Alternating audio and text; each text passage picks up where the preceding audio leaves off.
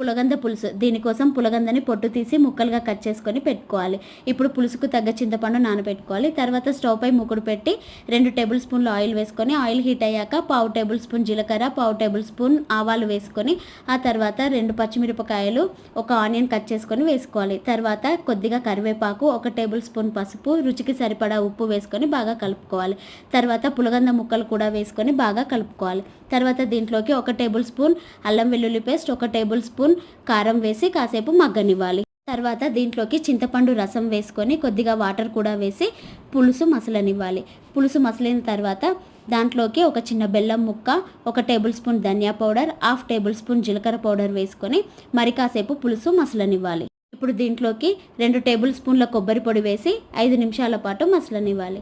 తర్వాత దీంట్లోకి కొత్తిమీర వేసి దించేసుకోవాలి. అంతే అండి, ఎంతో టేస్టీ అయిన పులగంద పులుసు రెడీ.